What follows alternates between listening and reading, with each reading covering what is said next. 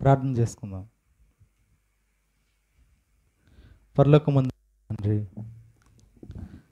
కృపాసత్య సంపూర్ణుడ, ఆకాశమును భూమిని అందరి సమస్తమును కలుగజేసిన మాకు గొప్ప దేవ, అపరాధముల చేతను పాపముల చేతను చచ్చిన వారమే ఉండగా మీ ప్రియకుమారుడు మా రక్షకుడైన యేసుక్రీస్తు ద్వారా మీకు కుమారులుగా స్వీకరించి పరిశుద్ధులుగా నిర్దోషులుగా మీ ఎదుట నిలబెట్టాలని జగత్తు పునాది వేయబడక ఉంటే క్రీస్తులో మమ్మల్ని ఏర్పాటు చేసుకున్నందుకు కుమారులుగా పిల్లలుగా మమ్మల్ని కన్నందుకు స్తుతులు స్తోత్రం చెల్లించుకుంటున్నాం. మీ పిల్లలమైన మేము ఈరోజు మీ గ్రంథములోని మీ మనసులోని మాటలు మేము నేర్చుకుంటుండగా జ్ఞానమును పరిశుద్ధాత్మ సహాయం అందరికీ అనుగ్రహించమని యేసు పరిశుద్ధ నామములో అడిగి వేడుకుంటున్నాం తండ్రి, ఆమేన్.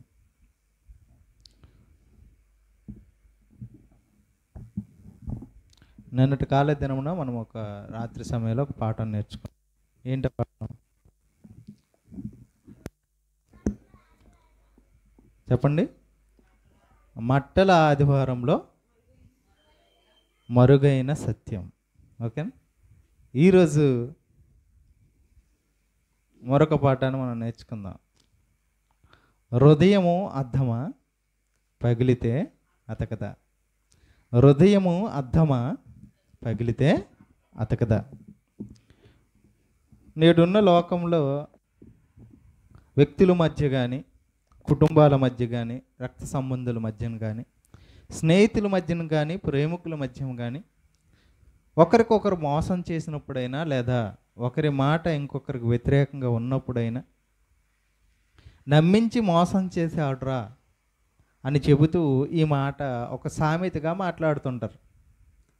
అమ్మ, మీరు ఎందుకు విడిపోయారు, ఎందుకు వాళ్ళతో మాట్లాడరు అని అడిగారు అనుకోండి, వాళ్ళు చెప్పే సమాధానం, నా వెనకే ఉండి నన్ను వెన్నుపోటు పొడిచాడు, నా మనసుని ఏం చేశాడు, విరిచేశాడు, కనుక విరవబడిన నా మనసు మళ్ళీ అతుక్కోదు అని చెప్పడానికి లోక సామెతే ఈ హృదయం అద్దం పగిలితే అతకదు. హృదయం అద్దం లాంటిదండి, పగిలితే మరి అతకదండి. ఒక్కసారి నా మనసు ఇరిగిపోయిందండి, ఇరిగిపోయిన తర్వాత ఈ మనసు మళ్ళీ అతకడం కష్టమండి. అద్దం అతికితే అద్దం ఎలా అయితే పగిలితే అతకదో, నా హృదయం కూడా అలాగే ఇరిగిపోయింది, మరి అతకదు అని లోకపు సామెత. ఏ సామెత అండి? లోకపు సామెత. ఈ సామెతను ఆధారం చేసుకొని వ్యక్తుల మధ్య జరిగే ఇటువంటి సందర్భాలను వారు మాట్లాడుతూ ఈ పదాన్ని ఉపయోగిస్తుంటారు. ఇది లోకంలో ఉన్నవారికి చెల్లుతుంది, అంటే లోకంలో ఉన్నవారు అంటారు. కానీ నేడు క్రైస్తవ్యంలో కూడా ఈ పదం వచ్చేసింది. క్రైస్తవ్యంలో కూడా ఈ పదం వచ్చింది. హృదయం అద్దం లాంటిదండి, పగిలితే మరి అతకదండి. ఎందుకమ్మా వాళ్ళతో మాట్లాడు, మీ అన్నయ్య కదా, మీ తమ్ముడే కదా, రక్త బంధువు కదా, ఎందుకు మాట్లాడు అంటే, లేదండి ఒకసారి అయిపోయిన తర్వాత అని ఎవరంటున్నారు? క్రైస్తవులే అంటున్నారు ఈరోజు సమాజం కదా. ఈ లోకపు సామెతలను దేవుడు దేంతో పోలిస్తున్నాడు ఒకసారి చూడండి. సామెతల గ్రంథం, యోబు గ్రంథం 13వ అధ్యాయం 12వ వచనం. యోబు గ్రంథం 13వ అధ్యాయం 12వ వచనం.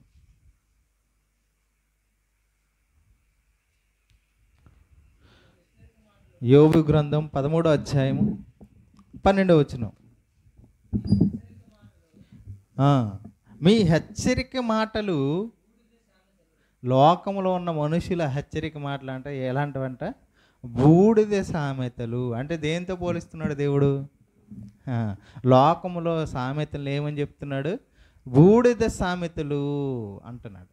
అంటే అవి నిజమైన సామెతలు అనట్లేదు, బూడిద సామెతలు అంటే. బూడిద ఎలాంటిదో నీ సామెత కూడా, బూడిద గాలికి ఎగిరిపోద్ది చూడండి, అలాగా నీ మాటలు కూడా అలా ఎగిరిపోతాయి, పనికిరానివి అని దేవుడు చెప్తున్నాడు. అర్థమవుతుందా? నా చిన్నప్పుడు నేను ఎక్కువ వినే మాట, చాలామంది సేవకుల నోట, వ్యక్తుల నోట విన్న మాట, పెద్దల మాట సద్దన్నం మూట అంట. పెద్దల మాట సద్దన్నం మూట అంట. ఇలాంటి సామెతలు చాలా విన్నాను నేను. విని ఇప్పుడు సద్దన్నం అంటే ఎవరో తెలుసా? బిర్యానీ అంటే అందరూ తెలుసు కానీ కొంతమంది తెలుస్తుంది కదా. అంటే ఇలా ఎన్నో సామెతలు ఉన్నాయి. ఆ సామెతలు ఇదొక సామెత. ఏంటా సామెత? హృదయం అద్దం అండి, పగిలితే అతకదండి. హృదయము అద్దం అండి, పగిలితే అతకదండి. ఇంకా ఏం చెప్తున్నాడు చూడండి. సామెతల గ్రంథం రోమపత్రిక 1:18. దీనివల్ల మనం ఈరోజు ఈ పాఠం ఎందుకు చెప్పుకోవాలి అంటే, దీనివల్ల ఒక ఆపద చిక్కొచ్చి పడింది. అదే ఇప్పుడు రోమపత్రిక 1:18 చదువుతున్నాం. రోమపత్రిక 1:18. దుర్నీతి చేత సత్యమును అడ్డగించు మనుషుల యొక్క సమస్త బలహీనతను మీదను దుర్నీతి మీదను దేవుని కోపం పరలోకము నుండి బయలుపరచబడుచున్నది. దుర్నీతి చేత సత్యమును అడ్డగిస్తుంది అని చెప్తున్నాడు. దుర్నీతి ఏం చేస్తుందంట? మనుష్యుల సమస్త భక్తిహీనత మీదను దుర్నీతి మీదను దేవుని కోపం రగులుకుంటుందంట. అంటే మనుషుల మాటలు కొన్ని ఏం చేస్తాయంటే దేవుని వాక్యానికి అడ్డు చెప్తాయంట, అడ్డుగా నిలబడతాయంట. అర్థమవుతుంది? మళ్ళీ చెప్పాలి. దుర్నీతి చేత సత్యమును అడ్డగించి వారి మీద దేవుని కోపం వస్తుందంట. అంటే ఏంటి దుర్నీతి? అంటే ఏంటి? నీతి కానిది. నీతి ఏది? దేవుని మాటలే. దేవుని మాటలే నీతి కదా. ఈ మాటలను అడ్డగించేది ఏది అంటే దుర్నీతి. దుర్నీతి అంటే ఏంటి? వాక్యానికి అడ్డంగా ఉండేది. వాక్యంగా అడ్డంగా ఈ మాట ఉంది. ఏ మాట? హృదయము అద్దమండి, పగిలితే అతకదు అనేది దేవుని వాక్యానికి అడ్డు చెప్పేది. అందుకోసం ఈరోజు ఈ పాఠం చెప్పాల్సి వస్తుంది. ఈ మాటలు బయట ఉన్నవారు ఒకరు అంటున్నా, క్రైస్తవులుగా మనం అసలు అనకూడదు అనేది ఈ పాఠం ద్వారా నేర్చుకుంటాం మనం. రైట్, పాఠంలోనికి వెళ్దాం. మనలో చాలామంది కలిసి ఉండడానికి ఇష్టపడరు. సంఘంతో కానీ, వ్యక్తులతో కానీ, కుటుంబంలో కానీ. చూడండి, ఈరోజు ఎన్నైతే కుటుంబాలు ఉన్నాయో, ఈ కుటుంబాల్లో ఎంత తొందరగా పెళ్ళి అయితే ఆ పెళ్ళైన వెంటనే భార్య వచ్చిన తర్వాత ఏం జరుగుతుంది చెప్పండి? వేరు కాపురం ప్రారంభమైపోద్ది. అది కూడా ప్రేమగా విడిపోయి, అంటే రూమ్ సర్దుబాటు అవ్వక, లేకపోతే రూమ్ చిన్నదిగా ఉండడం, స్థలం అంటే మనం ఏదైతే నివాసం చేస్తున్నామో ఆ స్థలంగా వేరుగా ఉండడం తప్పేం కాదు. కానీ చాలామంది ఏం చేస్తారు? తల్లిదండ్రులను విడిచిపెట్టి, తల్లిదండ్రులను పక్కన పెట్టేసి వేరుగా స్వేచ్ఛాసారుగా ఉండాలనుకుంటారు. అంటే ఎటువంటి రిస్ట్రిక్షన్స్ ఉండకూడదు. అత్త ఉండకూడదు, కోడలు ఉండకూడదు, అత్త ఉండకూడదు, మామ ఉండకూడదు, తల్లిదండ్రులు ఉండకూడదు, ఎవరు మన ఇద్దరం ఉండాలి ఏకాంతం. వీళ్ళు కూడా భార్య నేను వేరుగా ఉండాలి, ఒక దగ్గర ఫ్రీగా ఉండాలి, నాకు భర్త టెన్షన్ ఉండకూడదు, పిల్లల టెన్షన్ ఉండకూడదు. భర్త ఏమనుకుంటాడు, నాకు ఏంటి పోరు, దీంతో విడాకులు ఇచ్చేసి వేరుగా ఉంటే బాగుండు అని ఈ మనసు ఎందుకు పుడుతుంది మనలో కూడా. చూడండి, ఇంట్లో మనం అందరం ఉన్న, నాకు స్పెషల్ రూమ్ నాకు ఒకటి ఉండాలి, అందులోకి ఎవరు రాకూడదని రూమ్ కట్టుకున్న వాళ్ళు కూడా ఉన్నారు. తెలుసా మీకు? తెలుసా? అంటే వేరుగా ఉండాలనుకుంటాడా? ఉంటారు. ఈ కొంతమంది మనుషులు, అటువంటి రకం మనుషులు ఉన్నారు. నేను ఎక్కడికి వెళ్ళండి, నేను ఒక్కడిని దగ్గర ఉంటాను, ఒక్కడనే ఉంటాను, నేను ఎవరు ఉండకూడదు నాతో అని అనుకునే మనసు కలిగిన వాళ్ళు ఉంటారు. అవకాశం వస్తే అలా ఉంటారు కూడా. అవునా? దీనికి సామెతల గ్రంథంలో దేవుడు ఒక మంచి మాట చెప్తున్నాడు. చూడండి, సామెతల గ్రంథం 18వ అధ్యాయము.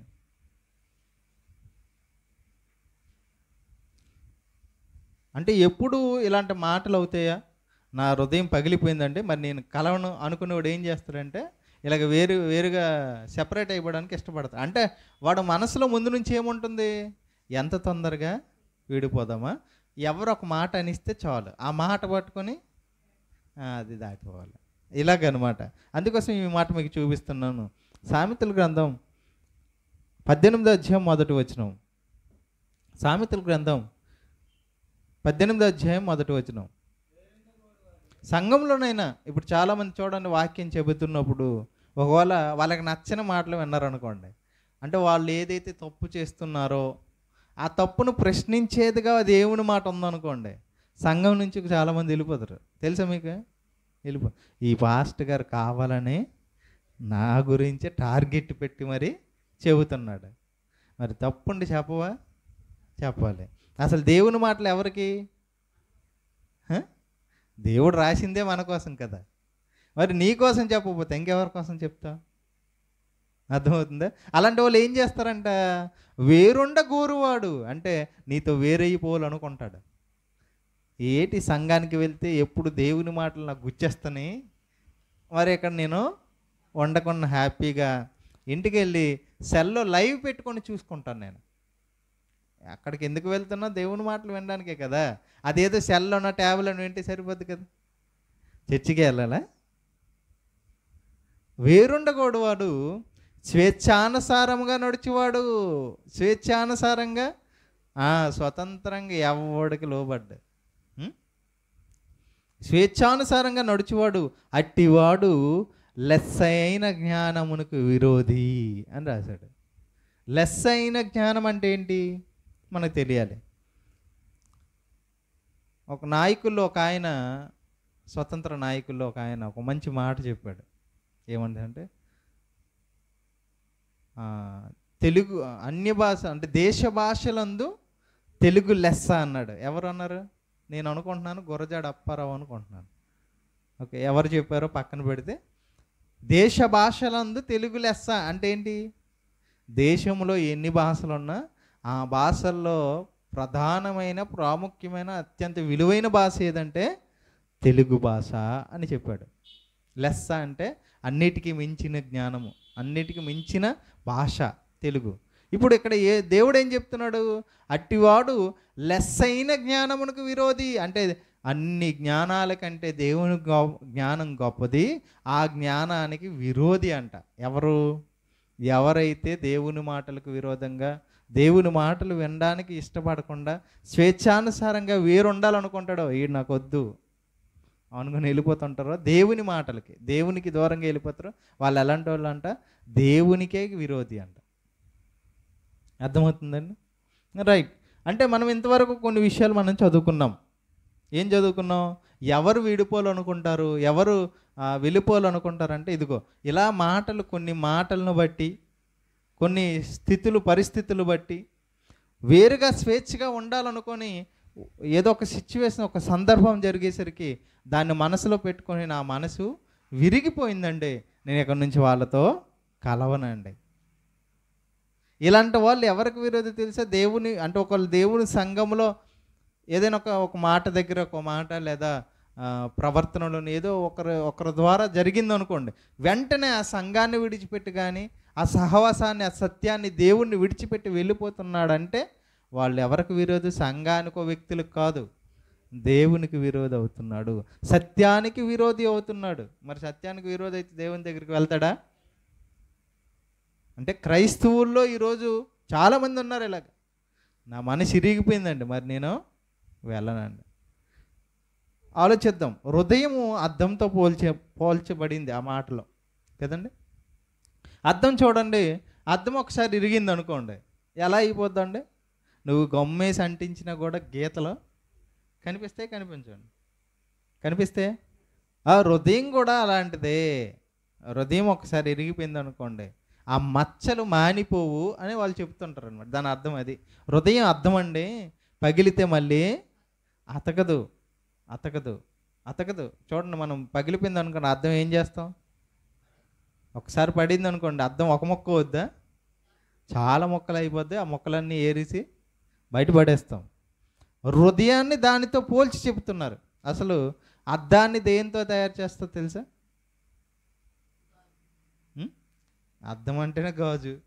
దాన్ని దేనితో తయారు చేస్తారంటే రాయి ఉంటుంది కదా, రాయి పౌడర్తో తయారు చేస్తారు.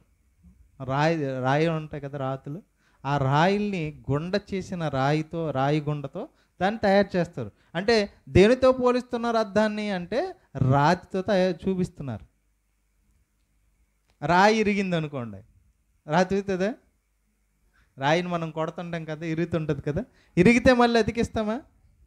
అందుకోసం హృదయాన్ని కూడా ఎలా చూపించారంటే, ఒక్కసారి గుండె ఇరిగిపోయింది అనుకోండి, అంటే హృదయం ఇరిగిపోయింది అనుకోండి, మనసు ఇరిగిపోయింది అనుకోండి, రాయి ఎలాగైతే అద్దం ఎలాగైతే అతకబడదో ఇది కూడా అలా కలుసుకోదు అని చెబుతున్నారు. అంటే ఉదాహరణగా దాన్ని చూపించి ఒక లోక సామెత పుట్టింది. మరి దీనికి బైబిల్ ఓకే చెబుతుందా? ఓకే, బయట ఉన్నవారికి ఒకవేళ మనస్తత్వం అలాంటిదైనా క్రైస్తవులకు ఉండే మనసు హృదయం అలాంటిదా? రాతి లాంటి స్వభావం మనిషిలో ఉందా?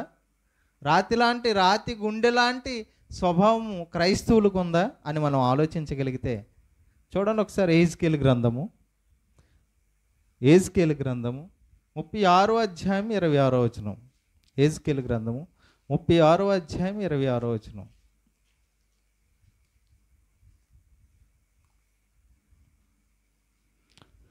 యెహెజ్కేలు గ్రంథము 36వ అధ్యాయము 26వ వచనం. నూతన హృదయం మీకు ఇచ్చేదను, నూతన స్వభావం మీకు కలుగు చేసేదను, రాతి గుండె మీలో నుండి తీసివేసి. ఏ గుండె? నువ్వు రాయి కాబట్టి అతకదు అంటున్నావు. ఇప్పుడు దేవుడు ఏం చేస్తున్నాడు? నీకు ఆ రాతి గుండెని బాప్టిజం ద్వారా తీసివేసి ఏ గుండె ఇస్తున్నాడంట? రాతి గుండెను మీలో నుండి తీసివేసి మాంసపు గుండెను నీకు ఇచ్చేదను, మాంసపు గుండెను నీకు ఇచ్చేదను. అంటే మన హృదయం ఎలా మారిపోతుందంట? రాతి హృదయంలా ఉండదు. మరి ఏ హృదయంగా మారిపోతుంది? మాంసపు హృదయంగా మారిపోతుంది. మాంసపు హృదయంగా మీకు అర్థం కావడానికి, ఒక రాయిని బద్దలు కొడితే దాన్ని అతికించలేము, కానీ మాంసాన్ని ముక్కలు చేస్తారు. తెలుసా మీకు? తెలుసా తెలీదండి? తెలుసా ఆ విషయం? తెలుసు. ఎప్పుడు చేస్తారు మాంసాన్ని ముక్కలు? ఆపరేషన్. ఏదైనా ఒక దెబ్బ తగిలినప్పుడైనా లేదా పిల్లలు పుట్టేటప్పుడు ఆపరేషన్ చేస్తారు కదా. ఈ ఆపరేషన్లో ఏం చేస్తారు? చర్మాన్ని కోస్తారు. కోసిన చర్మం అతుక్కుంటుందా? అతుక్కోదా? నీ హృదయం ఒకవేళ బండబారిపోయిన రాతి గుండెవేలే ఉంటే అతకదు. కానీ దేవుని మాటల దగ్గరికి వచ్చావంటే నీ గుండె ఏమైపోవాలి? అతికిపోవాలి. మాంసం గుండె నీకు ఇచ్చాడు దేవుడు. ఇప్పుడు నీ మాంసం గుండె ఏమవుద్ది? ఎన్నిసార్లు కోసినా కుట్లేసి మళ్ళీ అతికేవచ్చు. మీకు ఒక అద్భుతమైన విషయం చెప్తాను చూడండి. ఈరోజు ఎవరికైనా దెబ్బలు తగిలాయి అనుకోండి, ఏవైనా ఇరిగిపోయినా లేకపోతే కుట్లేసినా అవి ఎలా అతుక్కుంటాయి మీకు తెలుసా? మనం ఏమనుకుంటామంటే కుట్లు వల్ల అతుకుతున్నాయి అనుకుంటాం, అవునా? లేదా మనం తినే భోజనం వల్ల అతుకుతుంది అనుకుంటున్నాం, అవునా? లేదా ఇచ్చే మెడిసిన్ ఇస్తారు కదా, ట్యాబ్లెట్లు, దానివల్ల అతుకుతుందేమో అనుకుంటున్నారా? కాదండి. మరి ఎలా అతుకుతుందో తెలుసా? శరీరము లోపల ఉండే ఈ శరీరం ఏమవుద్దంటే దేవుడు ఒక నియమం పెట్టాడు. ఏదైనా ఒకవేళ అలా తెగిపోతే మాంసం తనకు తానుగా అతుక్కుంటుందంట. అర్థమవుతుందా? మరి ఈ మందులు ఈ కుట్లు ఎందుకు అంటే అలా అతుక్కోవడానికి, మళ్ళీ మెడిసిన్ ద్వారా ఇన్ఫెక్షన్ రాకుండా ఉండడానికి ఇవన్నీ చేస్తారు. కుట్లు అతికితే అతకు. కుట్లు వేయడం దేనికంటే ఆ చర్మం కలుసుకోవడానికి. చర్మం తనకు తానుగానే కలుసుకుంటుంది. అది దగ్గరుంటే అతుక్కుంటుందని దగ్గర వేస్తారు కుట్టు. అర్థమైందా? ఎముక్కి వీళ్ళు వేసే మందుల వల్ల, వీళ్ళు పెట్టే రాడ్ల వల్ల అతుక్కోదు. దేనివల్ల అతుక్కుంటుంది? దానికి ఆ గుణం ఉంది. దానికి అది సపోర్ట్ వరకే, ఆధారంగా ఉండడానికి. ఈ మందులు దేనికంటే ఎక్కడైతే ఇరిగిందో, ఎక్కడైతే దెబ్బ తగిలిందో ఆ దెబ్బకి ఇన్ఫెక్షన్ రాకుండా, నొప్పి రాకుండా ఉండడానికి మాత్రం మెడిసిన్. నేను చూడండి, దేవుడు ఎటువంటి మనసు ఇచ్చాడంటే, ఇప్పుడు ఎటువంటి మనసు ఇచ్చాడు? మాంసపు గుండెని మీకు ఇచ్చేది అన్నాడంటే ఇది ఎన్నిసార్లు కోసినా మళ్ళీ అతుక్కుపోవాలి. కానీ అతుక్కుపోదు అంటావేటి? నేను ఒక్కసారి ఇరిగిందంటే నా మనసు మరి అతుక్కోవాలని దేవుడు చెప్తున్నాడు. అందుకోసమే కదా రాతి గుండెను మీలో నుండి తీసివేసి మాంసపు గుండెను నీకు ఇచ్చేదను అన్నాడు. చూడండి ఎంత అద్భుతంగా చెప్తున్నాడు. మరి ఒకవేళ నా హృదయం అర్థం అండి పగిలితే అసలు అతగదని నువ్వు అన్నావు అనుకో, అదే దేవుడు అనుకుంటే, అలాగే దేవుడు అనుకుంటే పరిస్థితి ఏంటి? ఒకసారి చూడండి, ఇర్మియా గ్రంథం 3:1 ఆయన హృదయం ఎంత దీనిగా బాధపడుతుందో ఒకసారి చూడండి. ఇర్మియా గ్రంథం 3:1. ఇర్మియా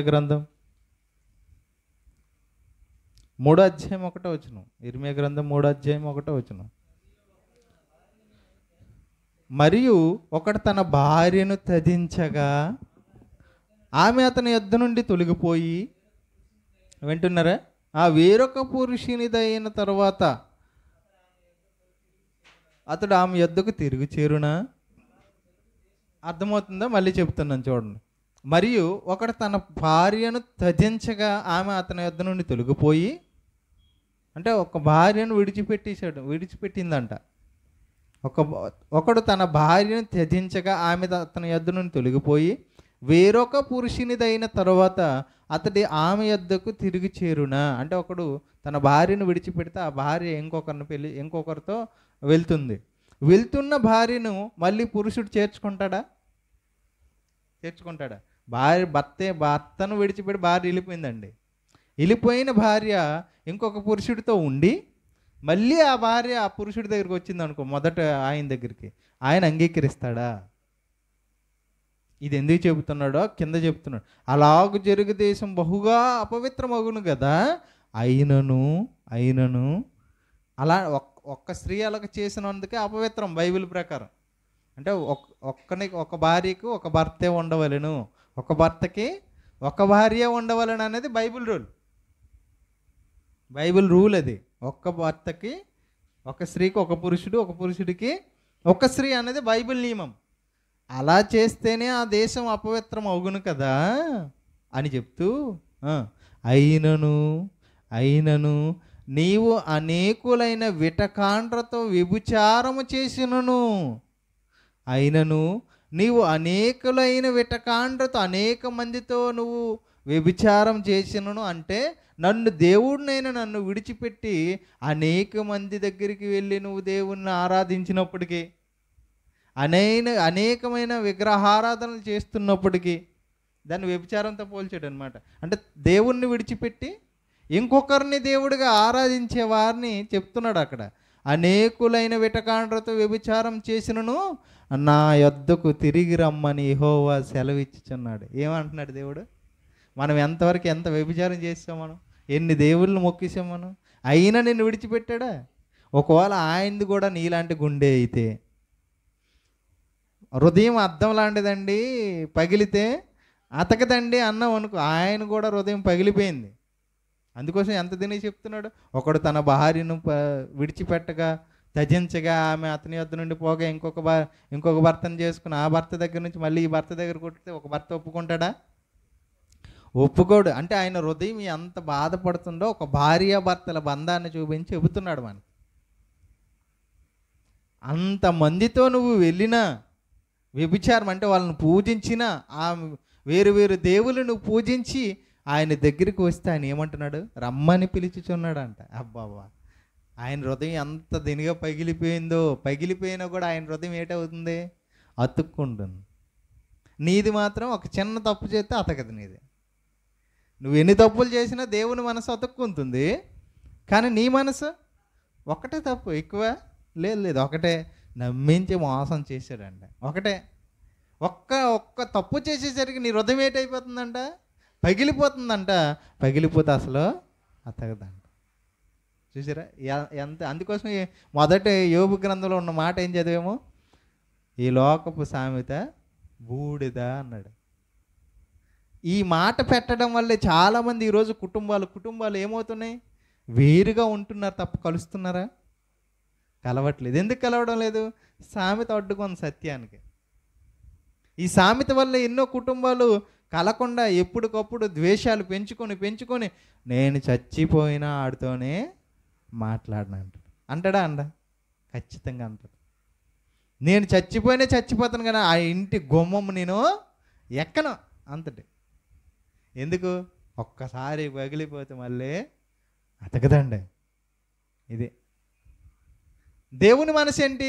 నాయన నాది ఎన్నిసార్లు గుండె పగిలిపోయినా నేను అతుక్కున్నాను, మీ మనసు కూడా అలాగే ఉండాలి. అది దేవుని సత్యం. ఈ లోకపు నీతి ఏంటి? గలీసి మరి ఒక్కసారి పగిలితే అతకదండి. ఒకసారి చూడండి ఆదికాండం 6వ అధ్యాయము, ఆదికాండం 6వ అధ్యాయము 5వ వచనం నుంచి చదవండి ఒకసారి. ఆదికాండం 6వ అధ్యాయము.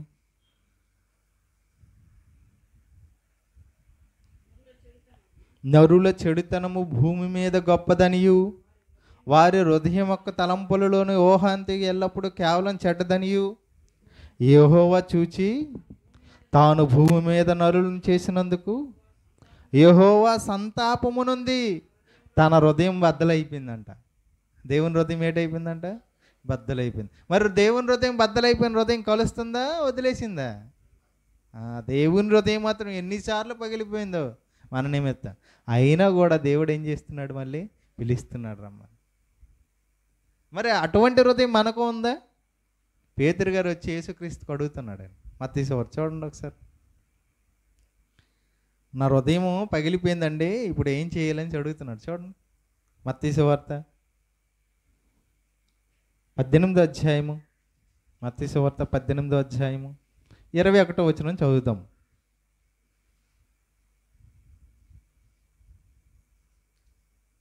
మత్తయి సువార్త 18వ అధ్యాయము 21 నుంచి చదువుదాం.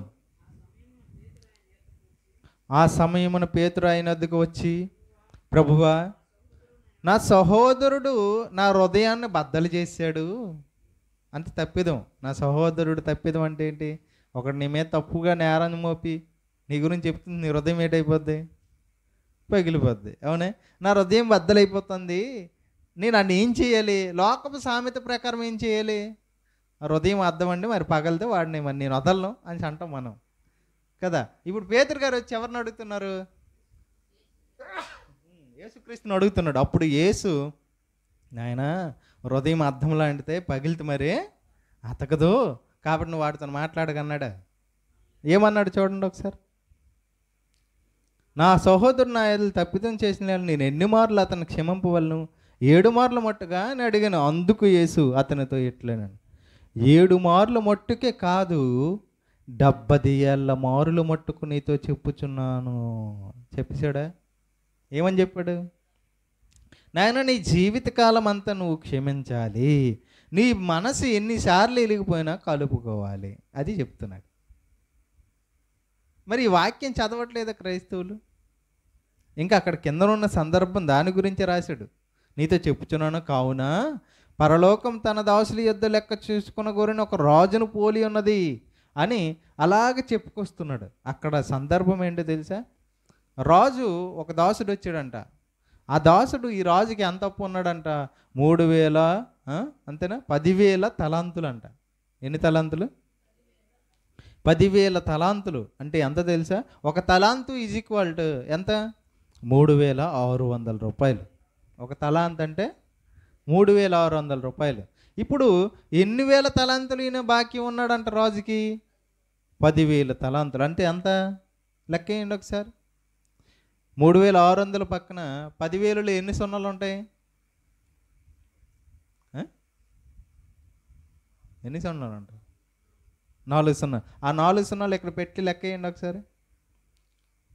నాకు తెలిసి 3,06,00,000 రూపాయలు. అంతేనా? లెక్క వేయండి. మీ దగ్గర ఇది ఉంది కదా, క్యాలిక్యులేటర్ లేదా? మీకు ఎలాగ 100 లెక్కలు రావు. 3,06,00,000 లేదా 30,06,00,000? ఒకసారి చూడండి. 10,000 ఇంటూ 3,600.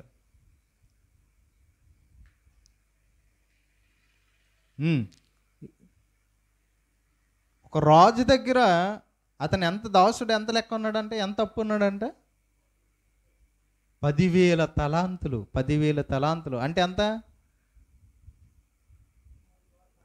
3,60,00,000 రూపాయల. అమ్మా, ఎంత అప్పు కదా. అయితే ఏటి చెప్తున్నారు? నేను అదే చెప్పాను ముందు, మళ్ళీ 60 లక్షలు అని. 3,06,00,000 రూపాయలు ఎవరికి అప్పు ఉన్నాడంట? ఒక దాసుడు రాజుకు అప్పు ఉన్నాడంట. రైట్, ఇప్పుడు చదువుదాం 24వ వచనం నుంచి. అతడు లెక్క చూసుకున్న మొదలుపెట్టినప్పుడు అతనికి 10,000 తలాంతులు అచ్చి ఉన్న ఒకడు అతని యొద్దకు తేబడెను.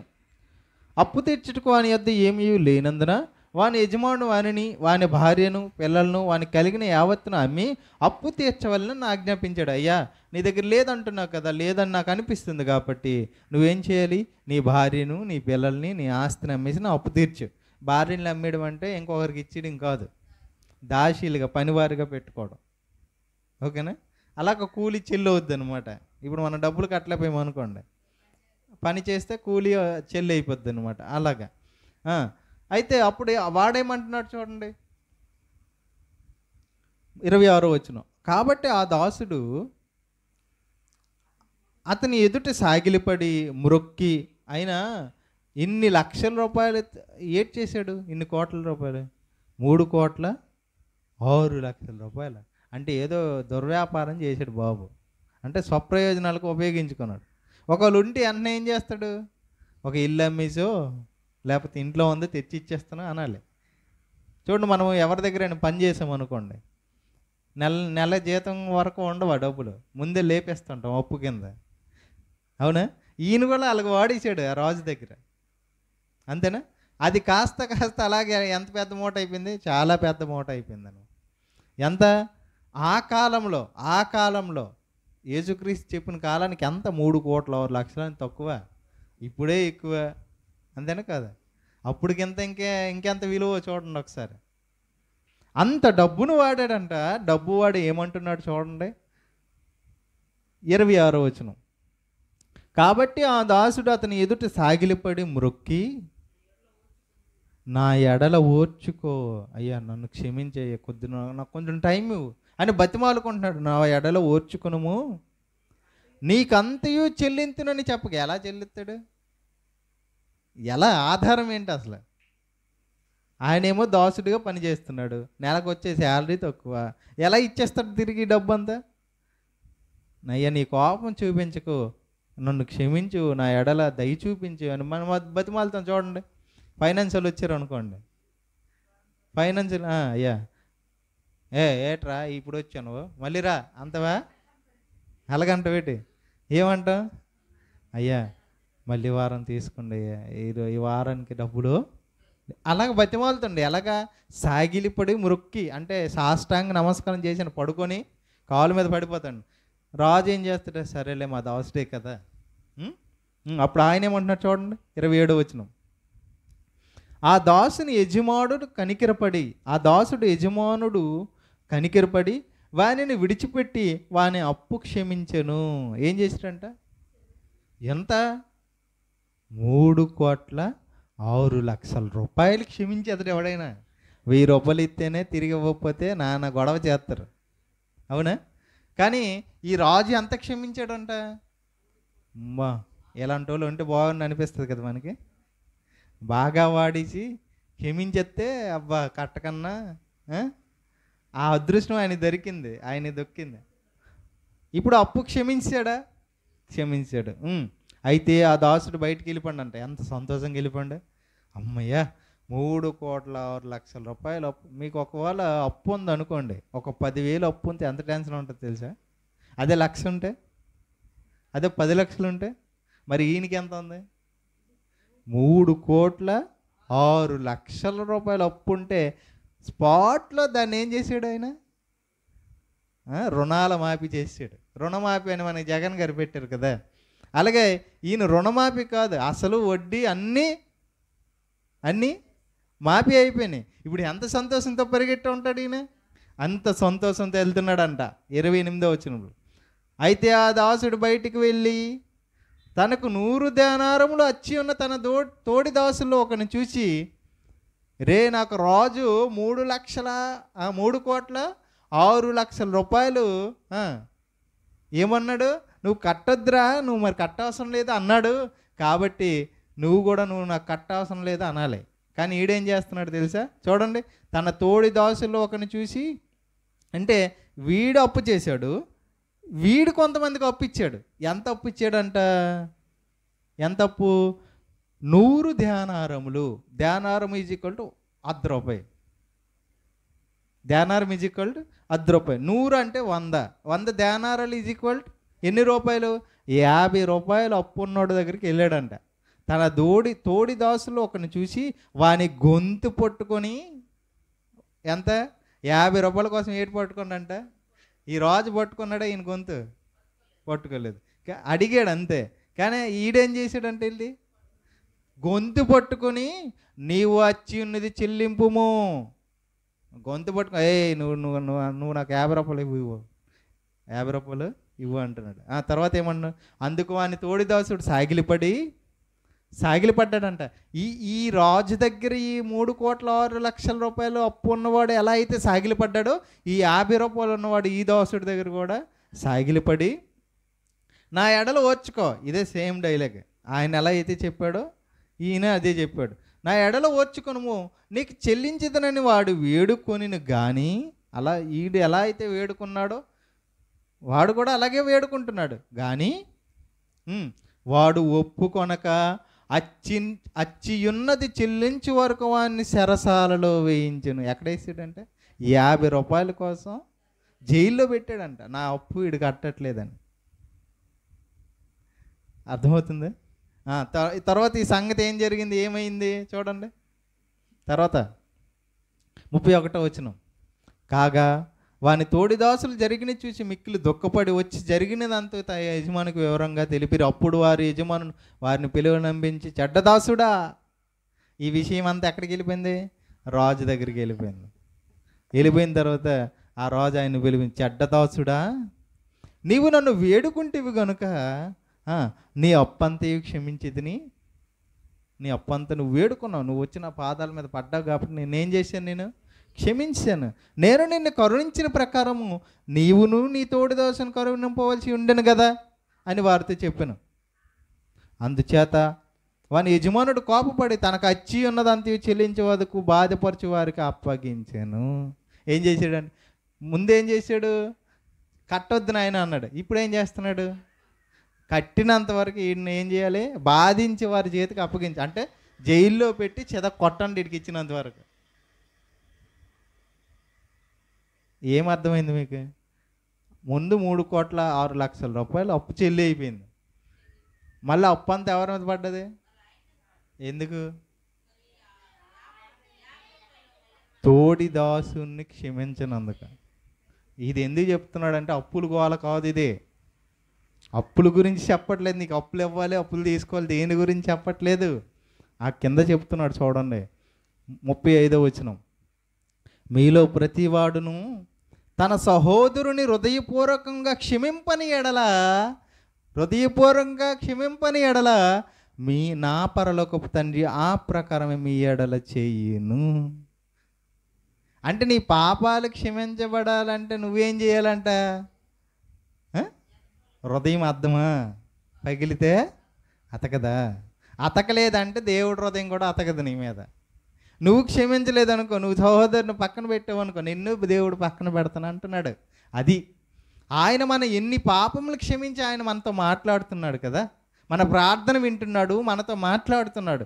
ఎన్ని తప్పులు చేసాం మనం అంటే, మనము దేవుని ఎదుటి చేసే తప్పులు 3,06,00,000 తప్పులైతే నీ సహోదరుడు నీ ఎడలు చేసే తప్పులు ఎంత? 50 రూపాయలు. అర్థమైంది ఇప్పుడు ఇది ఎందుకు చెప్పాడు? 3,06,00,000 తప్పులు ఎక్కువ, 50 రూపాయలు ఎక్కువ. మరి అంత పాపాన్ని దేవుడు క్షమించినప్పుడు నీ పక్కన ఉన్న సహోదరుడు నీ ఎడలు తప్పుదం చేస్తున్నప్పుడు దాన్ని క్షమించడానికి నీకేమైంది?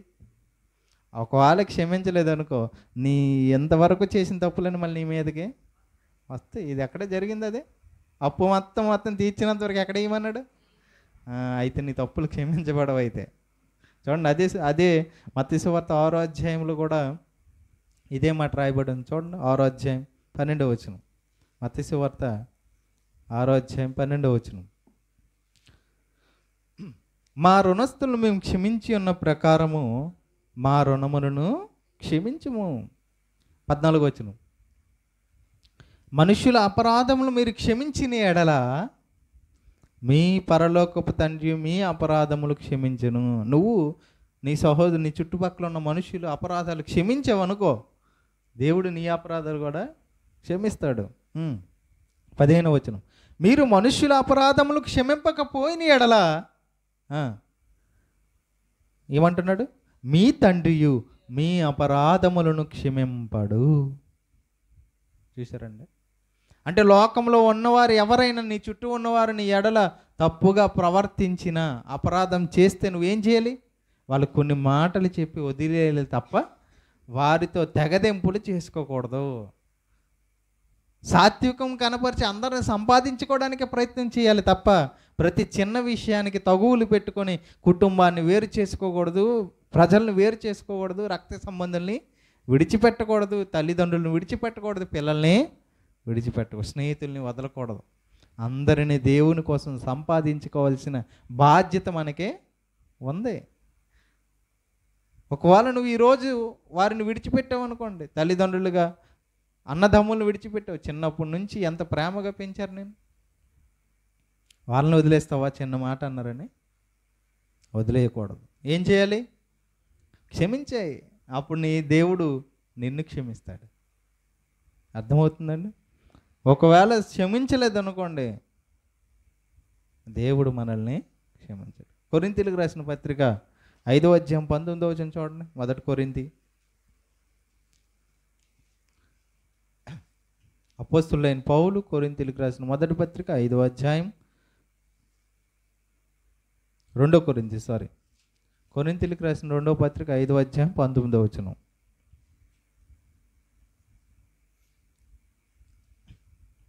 అదేమనగా దేవుడు వారి అపరాధములను వారి మీద మోపక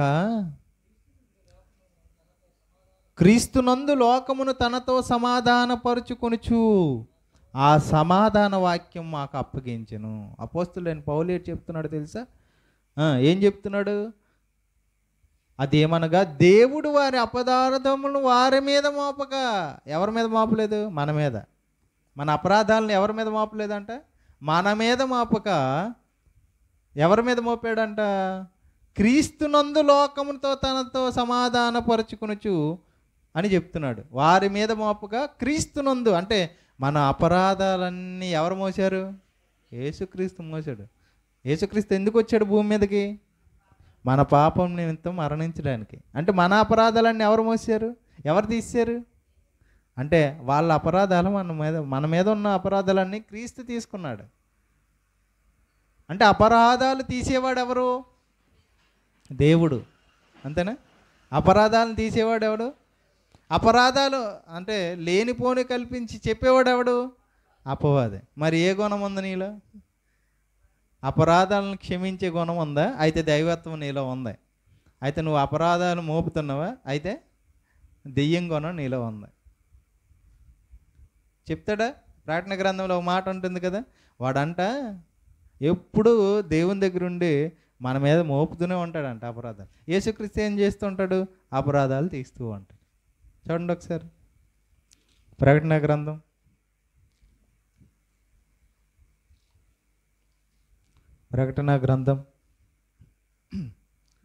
12వ అధ్యాయం 10వ వచనం. ప్రకటన గ్రంథం 12వ అధ్యాయం 10వ వచనం.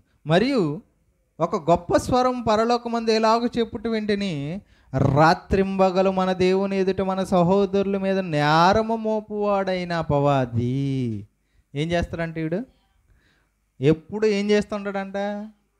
నువ్వు కూడా అలాగే ఉన్నావా? వాళ్ళ మీద వీళ్ళ మీద చాడీలు చెప్పు. ఈ ముసలం ముచ్చట్లు ఎక్కువ కదా వీళ్ళకి. సాయంత్రం అయ్యేసరికి చల్లని గాలి, ఏ పని ఉండదు, కూర్చుంటారు ఒకళ్ళ దగ్గర ఒకళ్ళు కూర్చుని, పక్కింట్లో పొరుగింట్లో అందరూ మంచిగా ఎక్కడ కూర్చోడానికి ఉంటుంది అక్కడ కూర్చుంటారు. ఎక్కడన్నా చెవులు కొరుక్కుంటారు. చెవులు కొరుక్కోవడం అంటే సీక్రెట్లు చెప్తుంటారు. ఎలా చెప్తారు? ఆ సౌండ్ మరి పక్కనున్న వాళ్ళు కూడా వినిపించదు, వాళ్ళకి మాత్రమే.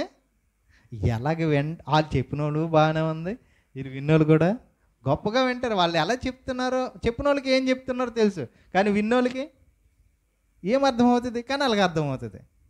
గోడలకు చెవులు ఉన్నాయే, అందుకోసం ఎలా చెప్పాలి? మెల్లిగా చెప్పాలి అందరు. చూసిరా? అంటే ఎవరికి వినిపించకూడదా? నువ్వు అపరాధాలు చెబుతున్నావా? ఒకరి మీద ఒకరు మోపుతున్నావా? ఒకవేళ ఎవరైనా ఒకరు తప్పు చేసినా ప్రేమను వృద్ధి చేయగోరువాడు తప్పిదములను దాచిపెట్టును. బైబిల్ చెప్తుంది. దీనికి వ్యతిరేకంగా ఉన్నదే లోకం నీతి. అర్థమవుతుందా? అపరాధాలు చేస్తే ఏం చేయమంది బైబిల్? వాళ్ళని క్షమించండి, నువ్వు క్షమించబడదు. హృదయం అర్థమా? చెప్పండి. హృదయం అర్థమా? పగిలితే అతకదా? అతుకుతుంది. హృదయం ఎలాంటిది? మాంసపు హృదయం. మాంసం ఎలా అయితే మానిపోతుందో, కలిసిపోతుందో, అలాగే మనం కూడా ఎవరి విషయంలోనైనా ఒకళ్ళు తప్పు చేస్తారా, అది తప్పు అని వాళ్ళకి చెబుతూ అవి అలా చేయొద్దు అని వాళ్ళతో మళ్ళీ కలిసి మెలిసి దేవుని మాటలు ప్రకటించే బాధ్యత మనము చేపట్టాలి. ఎవరితోనైనా ఇప్పుడు ఈరోజు ఈ ఊర్లో ఉన్న వాళ్ళు ఎవరితోనూ మనకు శత్రుత్వం ఉండకూడదు. ఎవరితోని వాళ్ళు మన గురించి ఒకళ్ళు తప్పుగా చెప్పినా కూడా వారిని మనము ప్రేమించాలి. ఎలా ఉంటుందో తెలుసా? ఇలా చేస్తే ఒకవేళ నిన్ను శత్రువుగా భావించి నీ మీద లేని మాటలు చెప్పే వారిని నువ్వు పిలిచి భోజనం పెట్టేవానికి ఎలా ఉంటుంది ఒకసారి చెప్పండి. ఎలా ఉంటుంది చెప్పాలా? సామెతల గ్రంథంలో ఒక మంచి మాట రాసి ఉంది, ఒకసారి చూడండి. అబ్బా ఎలాగుంటుందంటే, ఒడిలోనంట అగ్గినుప్పులు పెట్టినంత దినుగా ఉంటుందంట. ఒడిలో అగ్గినుప్పులు వేసినట్టు ఉంటుందంట వాళ్ళకి. ఒకసారి చూడండి.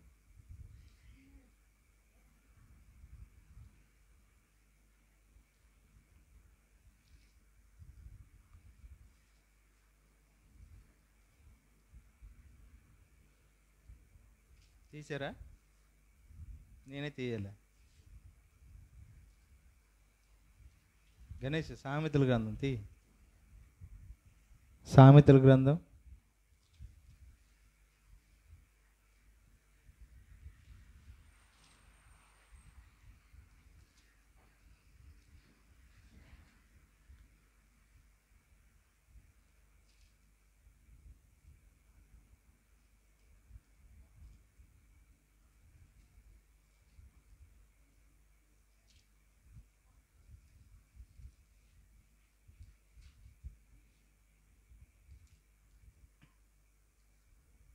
'కనిపించిందా?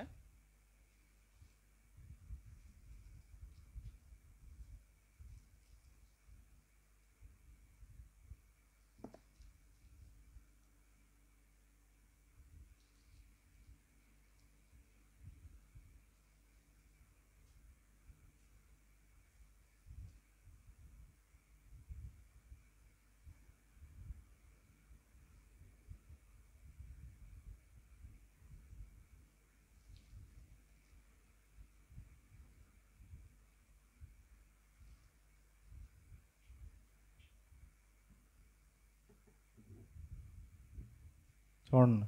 సామెతల గ్రంథం 25వ అధ్యాయము 21వ వచనం.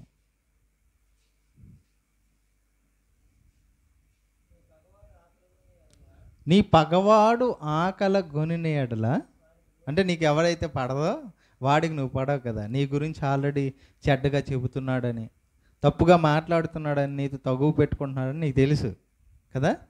నీ పగవాడు ఆకలి గొనిన ఎడల వానికి భోజనము పెట్టుము, దప్పిగొనిన ఎడల వానికి దాహమిమ్ము.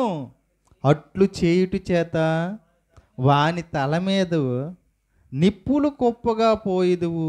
ఏం చేస్తారంట? వాని తల మీద ఏం పోసినట్లు అంట? అలా పెడితే నిప్పులు కుప్ప పోసేసినట్టు అంట. అదేంటండి? అర్థం అవ్వలేదా? వాడు మనసులో ఎంతెంత బాధపడ్డాడు. నేను ఎంత శత్రువుగా భావించాను రేడిని, ఇన్ని అన్యాయాలు చేశాను రా, అయినా కూడా వీడు నాకు మంచి చేస్తున్నాడు అని తెలుసుకుంటాడు. కింద యెహోవా అందుకు నీకు ప్రతిఫలం ఇచ్చాను.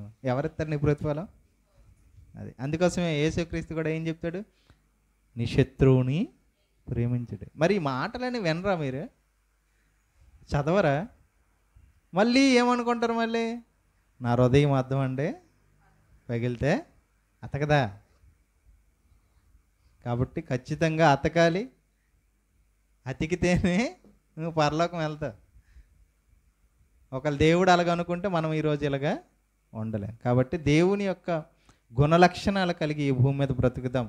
ఆయన యొక్క కీర్తిని లోకానికి చాటే బాధ్యత మన మీద ఉంది కదా. మనం అందరితో కలిసి ఉంటేనే దేవుని మాటలు అందరికీ ప్రకటించగలం. ప్రార్థన చేసుకుందాం. పరలోకమందున్న మా తండ్రి,